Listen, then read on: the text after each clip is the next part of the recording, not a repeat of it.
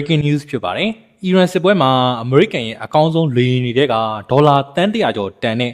F-35 ကိုအီရန်ရဲ့ဒုံးကျည်ထိမှန်သွားပါတယ်။အမေရိကန်ရဲ့ငါတို့ကိုဘယ်သူမှမထိနိုင်ဘူးဆိုတဲ့မာနကိုအီရန်ကလေကြောင်းရန်ကာကွယ်ဒုံးကျည်နဲ့စိန်ခေါ်လိုက်ပါပြီ။သတင်းရရှိချိန်မတ်လ19ရက်နေ့မြန်မာအချိန်ည10:00နာရီခွဲဖြစ်ပါတယ်။ CNN သတင်းဌာနနဲ့အမေရိကန်စစ်တပ်ရဲ့တရားဝင်အတည်ပြုချက်အရအမေရိကန်ရဲ့အဆင့်အမြင့်ဆုံးကိုပြောက်တိုက်လေယာဉ်ကြီး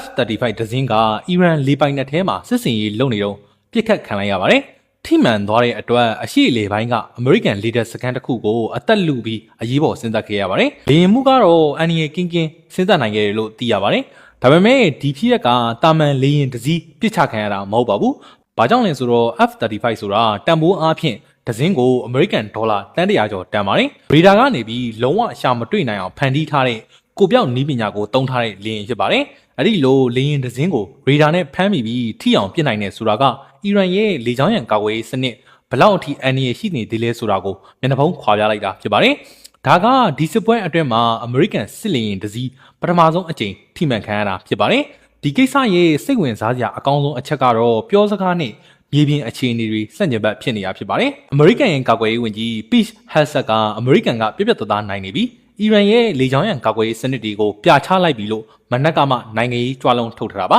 ဒါပေမဲ့အဲ့ဒီစကားပြောပြီးတော့နိုင်ပိုင်းအကြမှာပဲသူတို့ရဲ့အကောင့်ဆုံးလေရင်ကြီးပစ်ချခံလိုက်ရတာဖြစ်ပါတယ်ဒါကဒေါ်နယ်ထရန့်အစိုးရကိုမြေပြင်ကအမှန်တရားကတကွက်ပြလိုက်သလိုဖြစ်သွားပါတယ်ဒီဖြစ်ကနေပြီးပထမအချက်စစ်ပွဲကမပြီးသေးပါဘူးဒုတိယအချက်ကတော့အီရန်မှာအမေရိကန်ကိုတံပြန်နိုင်တဲ့အဆွဲတွေကျန်နေပါသေးတယ်လေကြောင်းစိုးမိုးမှုအပြည့်အဝရပြီဆိုတဲ့အမေရိကန်ရဲ့ပြောစကားကမေကွန်းထုတ်စရာဖြစ်လာပါပြီခုအရေးအကြီးဆုံးမေကွန်းကအီရန်ကတကယ်ပဲအမေရိကန်ရဲ့အမာခံ F-35 လေယာဉ်ကိုတကယ်ပဲထိခိုက်အောင်လုပ်နိုင်ပြီလားဒီဖြစ်ရက်ကအရှိအလဲပိုင်းစစ်မီးကိုဒီထက်ပိုပြီးကြီးသွားစီမလားဘာပဲဖြစ်ဖြစ်ဒါကဒီစစ်ပွဲရဲ့အလှည့်ပြောင်းတစ်ခုဖြစ်လာမှသိကြပါတယ်